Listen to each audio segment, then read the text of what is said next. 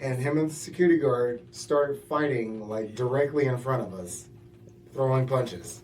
And they fell to the ground. Security guard started getting the best of this guy. And that was pretty much the end of it. The security guard actually helped this dude stand up. And like shook his hand and then kicked him out the bar. And then the dude just walked out the bar, and that was pretty much the end of it. Welcome to This Beautiful Struggle. I'm excited about it. We finally have gotten to a point where we're just ready to share unfiltered our lives. Infertility is tough. Adoption is tough. But then even talking about like me losing my dad, you losing your mom within a couple of years of each other, our kids losing grandparents, your career and my career, and then making the ultimate decision to move to Nevada and what that looks like, moving away from all of your friends and family and all of those things. Hopefully people can resonate with our story and just letting people know that they're not alone. It's not the norm, and infertility is something that people don't ever want to talk about. Our family is such a hot mess, Express. I mean, this is just what it is, right? Like, so we don't have to front anymore. It's been a long time coming. Hello, and welcome back to This Beautiful Struggle. I'm Casey. And I'm Erin. And I have a question for you guys. Do you want to go to Hawaii? Erin, do you want to go to Hawaii? Well, we just got back from Hawaii. And on this episode, we're going to tell you everything you need to know about going to Oahu in July. I'll tell you everything you need to know about going to Oahu in July with one word. Humidity. Oh my God. That's all you need to know. Now, if you live in an area or you lived in an area where you have experienced humidity, you have nothing to worry about. Oh, yeah. If you lived in Florida I mean, they reminded me of Florida. Yeah, it was bad. I don't even know if it normally rains as much as what it did, but I think the weather all over the entire world is like in some sort of trauma fit, or I don't know what's happening, because there's floods and earthquakes and volcano eruptions and like everything happening all over the place. But we were not ready to get off the airplane into a humid, wet, exhausting, beautiful, tropical look. Like, I had no idea that it was going to be like that. Now, with this disclaimer, we go to Hawaii a lot, but we don't usually go in the summer. And so we went out there because one of my best friends was getting married, and we were so happy to be there. Like, don't miss that part of it. Like, but I just wasn't expecting the humidity. Maybe I would have packed differently. I don't know. I brought a lot of linen because I'm in my linen era right now. And so linen and humidity do not work at all. I don't think any clothes in humidity work. I know, but definitely not. It was bad. Not linen. So yeah, like Erin said, we went out there for a wedding. One of her best friends was getting married, and we were on the island of Oahu, which is the most populous island in Hawaii. And we were in Waikiki. Casey's favorite. Which I despise, because Waikiki, I mean, you might as well be on the Strip in Vegas, or you might as well be walking in downtown LA, because that's what it feels like. There are thousands of tourists, everything is overpriced, and it doesn't feel like you're in a tropical paradise, you're on an island. It feels like you're in LA. So that's why I don't like Waikiki, because it's too many people. So yeah, it's not even that we don't like Oahu, because I think... I love Oahu. Yeah, there's a lot. It's just in this one area, and so that's the thing, when you go, Waikiki is where the majority of the tourism is on the island. But now you have, I think that there probably are like a lot more like Airbnbs. If you're gonna travel and stay Airbnb, you stay probably North Shore, even all around the island, in even some of the residential areas that are non-touristy. But then you also have Ko'olina, which is, I don't know which direction from wherever, but it's further away from Waikiki, and that's where Aulani is, which is the Disney resort. There's maybe JW Marriott closed, but there's the Marriott Grand Vacation Club, and there's some other resorts over there, and then they share like this private cove where you really have access to a private beach. But Also over there, it's like there's resorts, and so it's touristy, but it's what it lacks is the restaurants, the shopping, and all of those things that Waikiki does offer. So Waikiki definitely has a purpose, and it fulfills the tourism for that island for sure. I mean, the shopping alone, and I remember when we used to live in California, I would wait sometimes to go to Hawaii to buy my louis because the tax rate was cheaper, right? And so a lot of people do shopping over there. And then also the proximity to Japan from Hawaii. So you get a lot of Japanese tourists. And so it definitely serves its purpose for the state of Hawaii. And so I totally understand. I just tell people, if you are looking to get off the airplane and not see people or to see people, but not to be overwhelmed by a lot of people, then if you're going to go to Oahu, you do not want to stay in Waikiki. Yeah, right? Don't stay in Waikiki. However, but I'll say this. If you've never been to Hawaii, definitely go to Waikiki and at least spend one day down there. So you can kind of just take in the full experience of being in Waikiki. But definitely after that one day, unless you're loving it down there, that if you're loving it, some people love that. Some people love that for sure. I think we live in Vegas and we know, and then you've also had a career where being around a lot of people and just with a lot of things that have happened in our country, unfortunately, like we look at large crowds totally different. And so if there's one place that I don't want to be on vacation, it's amongst a large crowd. So they do this thing in the summertime right on the strip of Waikiki down the main road, and they do the street festival. And it was so nice. But we literally walked out of the Moana Surf Rider into a crowd of probably about 2,000 people. And there was like no way to move. And I was listening to other conversations of people saying, oh my God, we come every year and it's never like this. So I think it was just so overwhelming. I mean, I was looking over and I was saying, oh my goodness, look at that. I want to go look. But just trying to cross through the people to get there, in my head, I was like, oh my God, if someone was to drive a car through the barricade, so many people are going to it's sad, but that's the reality of how we have to think this day and age, you know what I mean? Or someone was up in a hotel and they opened fire. Oh my God, they could kill so many people. So I was instantly overwhelmed in that moment. So I remember we got our food. There was a couple of things.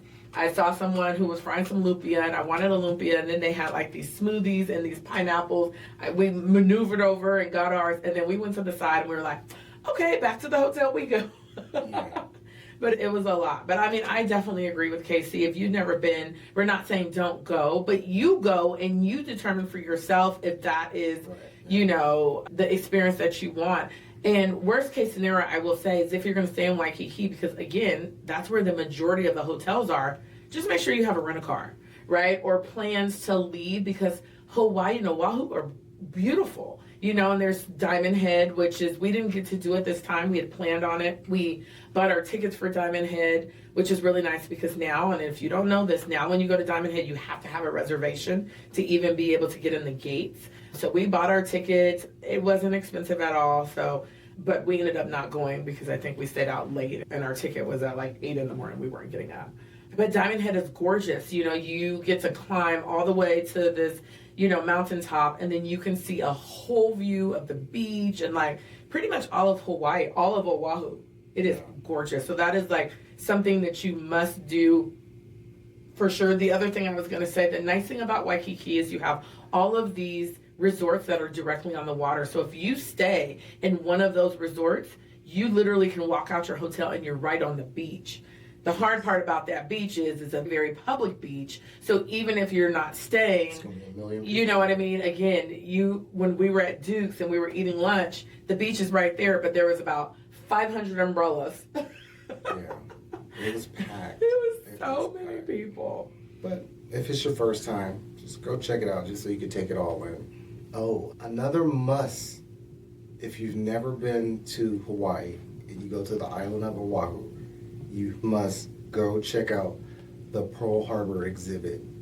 It is absolutely breathtaking. You won't regret it. And just to be in that area where that battle happened, and to go out on that boat and they take you out and you can see a battleship just clear as day underneath the water, right underneath you. You can look down on the water and see a ship sitting in the water. It's just amazing. So definitely go check it out. Very humbling. That's that. We didn't do that this trip, but we did go the last time. Yeah. And I agree.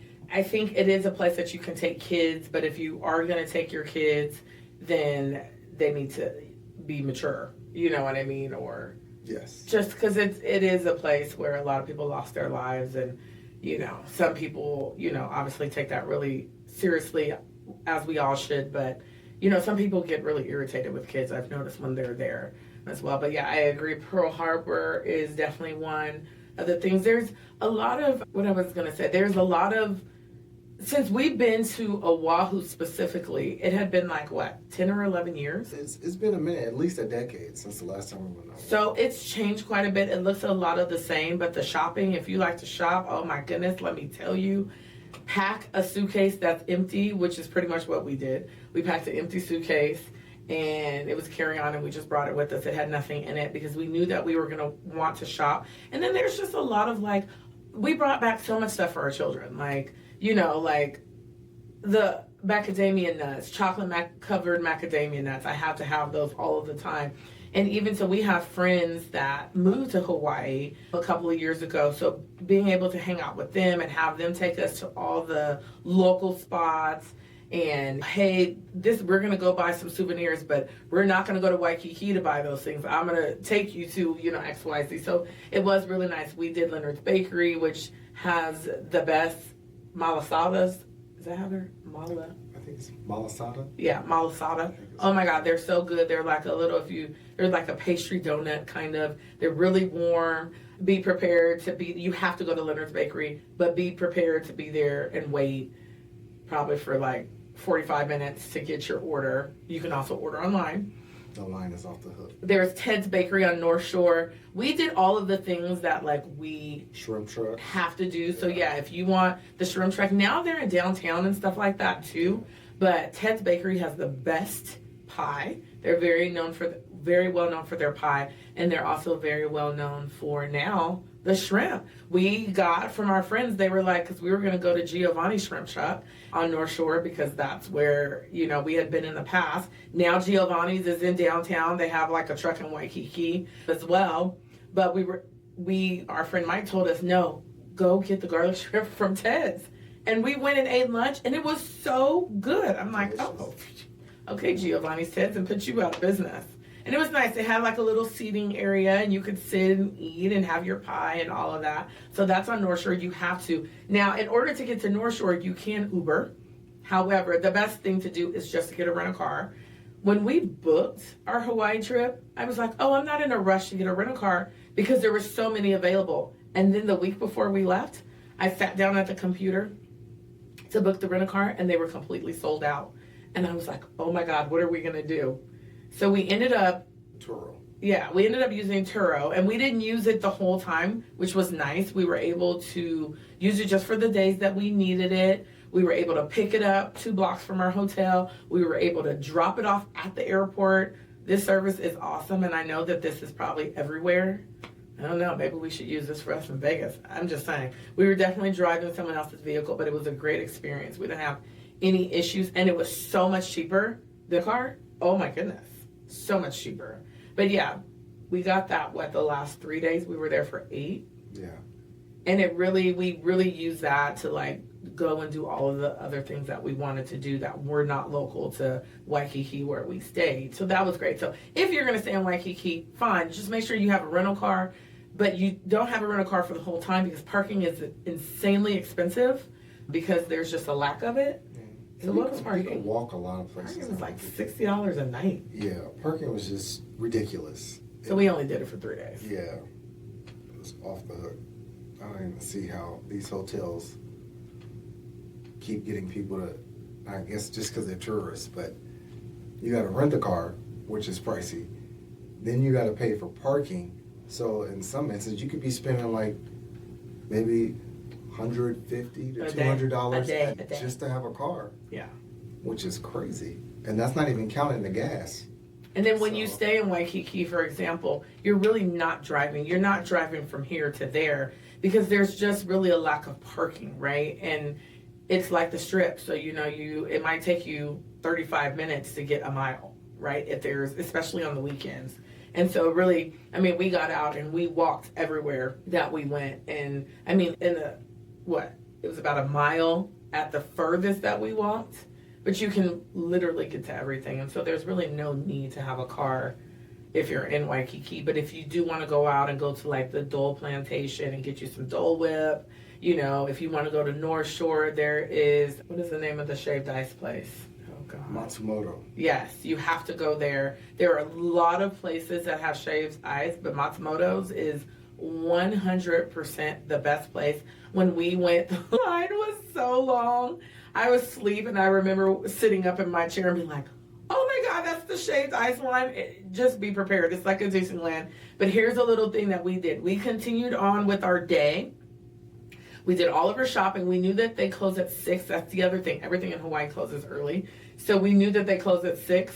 So we got in line at like 5:50. And the line had it went from probably being, they have like the little things from here. It's a 20-minute wait from here. So when we got in line, it was only like a 20-minute wait. Had we got in line when we first drove through, easily would have waited probably 2 hours. Easily. But it's worth it. I would have waited just because it's worth it. I couldn't have done it though in the humidity. So that's the reason we had to wait, because the humidity just kicked my ass. Like I feel like I'm still recovering. It like drenched all of the water and liquid out of my body and came back to Vegas, and I'm like, holy crap, I'm so dehydrated. But yeah, you definitely have to do that. I'm trying to think of anything else that we missed that they have to do. Of course, you can do parasailing and all of those excursions they have as well. Zip lining. You can go to Jurassic Park World and do zip lining, ATVing. We didn't do it this time because we had done it before, and we really just wanted to relax with no children. Yes.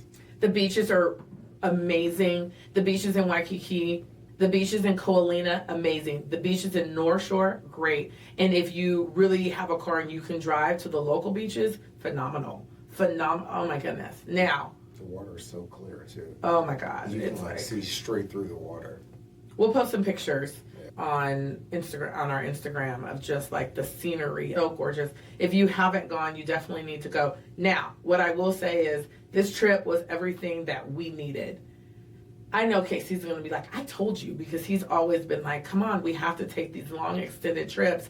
And I will say, like, it was really hard for me to leave the kids, which sounds crazy, but if you're a mom, I'm sure you can relate. It was hard for me because, one, we had never been away from the kids for that long ever. We've done weekend trips and, 3 or 4 days, 3 or 4 nights, but we've never, I don't think, been away from the kids for longer than 5 days. I don't think we've been away from the kids for 3 or 4 nights. When have we been? Maybe 2 or 3 nights. Maybe 2 max. I don't think it's even been 3. I don't know. I can't remember. Okay. Well, as you can see, we were completely overdue. But I think that was hard for me. I knew that Savannah was going to have a tough time. But one of my girlfriends stayed at home with our kids. And they had the time of their lives. They had so much fun. They swam every day. I talked to them. I wasn't as irritated when they would call. Maybe because I was in Hawaii. But, I talked to Savannah probably on the phone like 5 times a day. Because I told her, call me whenever you want. But I had to remind her, Hawaii is 3 hours behind Vegas time. So don't call me at 8 o'clock in the morning because it's 5 a.m. and I'm still sleeping. But the kids, they had a good time. And I think that by day 5, Savannah was in breakdown mode. And then the mom guilt. He was like, whatever. But the mom guilt for me had crept in because Hannah had called and said, Savannah's not listening. She's having a meltdown. And I just knew, being Savannah's mom and dad, like we knew that a tired and exhausted Savannah ultimately leads to Savannah melting down. And she was in complete meltdown mode. And then the mom guilt was like, maybe we shouldn't have been here for so long. Oh my God, it just felt horrible. Yeah, he's like, whatever. He was more like, get off the phone with her. Ain't no problem. It's Hannah's problem. No, it is my problem when it's my child, right? So, he was so annoyed. I had to Savannah, you're tired. Come on, go lay in the bed. I remember being on the phone with her, and she literally had the phone in the bed with her while I was like trying to talk her to sleep. But I mean, I definitely think that was the hardest part for us. But for me, I would do it all over again if I could. There were definitely some, oh my goodness, the tsunami warning thing that we had. Yeah, that Crazy. was crazy. Crazy. So we got a tsunami warning, I think the day before we left, or maybe 2 days before we I left. don't remember. But nothing was going on at the time, but we got the tsunami warning. And then it wasn't until we got back to Vegas and we were like, oh my goodness, there was this, everyone knows about the large earthquake that happened in Russia, which is causing this huge tsunami. So we have friends that, obviously, like she said earlier, that live in Oahu, and we were just a little bit concerned because we didn't really know like what the seriousness of how big this tsunami was and how much it was going to actually affect the people who live in the, what was it, the danger zone or the tsunami? Yeah, the red zone. Yeah. They break everything up by zones, the red zone, but like, let's think about this. It's an island, right? So at the end of the day, there's only so high that you can go. You're still, every part of the city is surrounded by water. So when you think of a tsunami, so even with us, when we got the tsunami warning, and there's a big difference between a warning and an advisory. So what we got when we were there, so before the 8.8 Russia earthquake, there was another one that was like 6.4. And that's what prompted the warning when we were there. And so it was just a warning that goes off kind of like an Amber Alert on your phones. And it's like tsunami warning. The hotel is sending messages to you, you know, so they were blowing us up like, hey, we're in warning. If this changes to an advisory, we're going to have to evacuate and all of this stuff. So, you know, Casey's really calm with stuff like this, but I'm always panicking about everything, right? So I was just kind of like, oh my God, I'm not going to see the kids and the tsunami's going to wipe us out. And he's like, can you chill? Thankfully, I will say, it just stayed a warning and it was not an advisory and we didn't have to evacuate or anything like that. But I think once we left and we got home and then this advisory hit because that 8.8 earthquake hit, I was in a panic for our friends. Like, I'm literally over here like calling like, you guys have to get to higher ground because they live right near the ocean, you know? And so I'm like, what's the plan? Like, and then just not feeling like you can help because everything, when you live on an island, everything is flown or shipped in. But now the airport's closed, right? So I'm like, do you guys have a boat? Do your neighbors have a boat? Like, what's the plan? It was so like nerve-wracking. And then not to mention, there were a lot of people from the wedding who had extended their stay. So we're on our WhatsApp talking to people that are still there. And it was just insane. So I'm happy that nothing, you know, that no one was affected in the way. And just for reference, that 8.8 earthquake in, was it Russia? That was bigger than a Loma Prieta earthquake.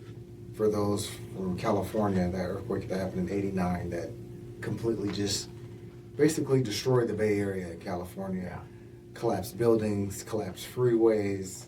It was a bigger earthquake than that. So.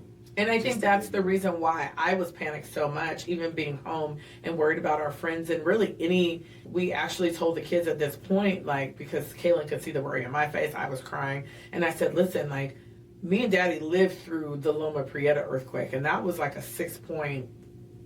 I'm not sure. It was something like that. This is an 8.8. Like, that is insane, you know? And so I was just like, oh my goodness, like, it's going to wipe out Hawaii. That was my thought, you know? But anyway, I'm glad all is well for now. But yeah, Hawaii definitely we had a great trip. We ate a lot. I tried to work out and do as much as I could to like not gain weight, but let's keep it real. When you're on vacation, you don't gain weight, because if there was one thing that I was not gonna not do was enjoy myself, and I definitely enjoyed myself. He enjoyed himself, right? Yeah, I wasn't about to restrict what I was eating. I'm in Hawaii. I was just more like, we got to go walk this off. Going to Hawaii in the summer is very expensive. I remember, and this should have been an indicator for us, but when we booked, when we started to look into booking, it was so expensive. And I was like, why in the world is this so expensive? We've gone to Hawaii so much, and it's never been this expensive. But it didn't even dawn on me, duh, it's summer. So just be prepared if you go in the summer. It's a pretty penny. It is a pretty penny. We spent... Well, it's expensive any time of the year, just because of what Aaron said earlier, that everything has to either be flown there or shipped there. So...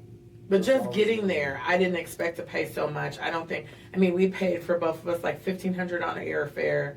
Our 7 nights, 8 days. I mean, we paid...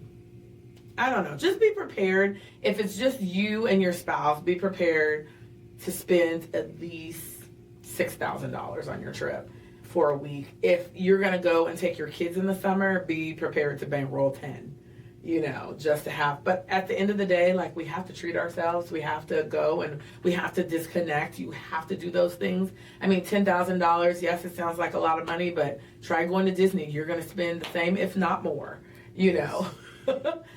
Disneyland, it's just as expensive.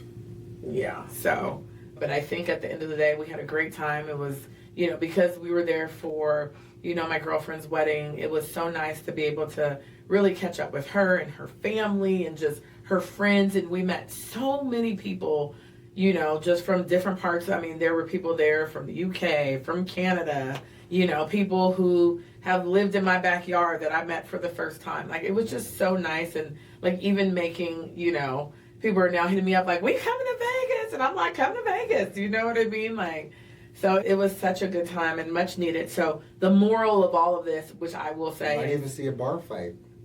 Oh my God, we did. That is right. I didn't even bring that up. Oh my goodness. So we were... Long story short, we were at a bar in Waikiki, and there was a drunk individual who got into an altercation with another person at the bar. A drunk Hawaiian individual. Very large man, extremely large, XL. And he got into an argument. Security broke it up. But apparently something happened between him and the security guard. Oh my God. And him and the security guard started fighting like directly in front of us, throwing punches. And they fell to the ground. Security guard started getting the best of this guy. And that was pretty much the end of it. The security guard actually helped this dude stand up. And like shook his hand and then kicked him out the bar. And then the dude just walked out the bar, and that was pretty much the end of it. But the one thing that he didn't say is, I watched this whole fight because I was back and forth to the bar. Aaron's talking about, babe, go help him. I was back and forth to the bar. I was definitely intoxicated at this point. And I was getting, I think, I was ordering shots for everyone. And so I'm like getting them and going back. And the Hawaiian guy, he had got into it first with, I think the other guy was a tourist. And I don't know if he said something to him or whatever, but the guy got mad. And so the bartenders were female. So I'm talking to her. I'm like, what's happening? She's like, I don't know. We're trying to see. But the security guard, the Hawaiian guy was about 6'4", maybe 6'3", 6'4", and probably like 300 pounds, right? And then maybe more than that, right? And then the security guard was like 5'5". It's like 5'7". No, he was not 5'7". He was shorter than that. He was definitely like 5'6". He was like 5'5", 5'6", and he was a little dude, but he was buff. And so the first tourist that he got into it with, him and his friends actually went to the other side of the bar and they started playing pool, shooting pool or whatever. But then when security got involved, at that point, trying to calm him down, I don't know what happened then. But it was so interesting to see this big Hawaiian guy on the ground, and then this little security guard had him in a headlock, and he completely won the fight. But I tried to buy the security guard a drink. Casey was like, he cannot drink, Aaron. He is on duty. But I did. I tried to buy him a drink. I tried to buy him a drink, and he was in the military, and I was like, oh, okay. I talked to him and made sure he was okay. My drunkenness, But yeah, that was very interesting to see, because Hawaii is very much a place where it's like all family and you don't really see the drama. Very friendly. Yeah, I don't know. I'd never seen anything. They don't even honk their horns at you. Do not honk your horn when you're in Hawaii. Do not do it. No. Okay, do this a bunch. Do not honk your horn. Okay, this is thank you. Do that a lot. But anyway, yeah, that was like our, other than the tsunami warning, I think that was our excitement. Oh, we could talk about the guy inside the surf rider towards the end. Oh, no, let's not even But talk about we it. ain't gonna go there. We did have, That's for a different day. yeah. You know, I think the reality is a lot because Hawaii is also very much a military state. You do have, I would think that someone like that was probably someone who was in the military and had some undiagnosed or some mental illness, and I don't know. But we had some guy kind of come up on us our last night and trying to almost fight us. It was like really weird, but yeah, I think that would have been a bad decision for him. Yeah, I think he was, they don't call it homeless, they call it houseless in Hawaii. So I think he was houseless and, you know, whatever. Anyway, but if you are going to Hawaii and you are looking for any tips or tricks, now I will say really fast, we have been to pretty much all of the islands with the exception of The Big Island. the Big Island. So, Oahu. and I've actually been to the Big Island. He has not. Oahu, Kauai, and Maui. Yeah. Kauai is our favorite. We honeymooned on Maui.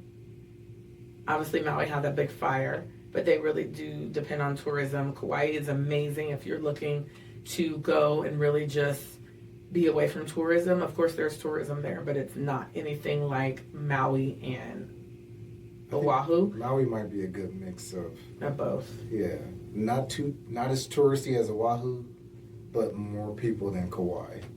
And then the Big Island is pretty much locals. I mean, you do get people who vacation there, but for the most part, it's all locals, and so you don't. As long as you're prepared for that, then I think you're fine. But anyway, if you're looking for tips, tricks, just even want to ask, like the must-do and the must-go places, I can put something together. You know what I mean? We'd love to talk to you about that. And I mean, I think our biggest advice is just don't go during the summer. Go during your kids' fall break. Or if you're not going with kids, go whenever, but just don't go during the summer. There's nothing like going and being away from your children amongst everyone else's children. And that's what you'll get in the summertime. So Yeah. It was a great time, though. Highly recommended. Please nurture your relationship with your spouse. Take the trip. take the trip. And on that note, please don't forget to like, share, subscribe, and rate our podcast. And we will see you next time.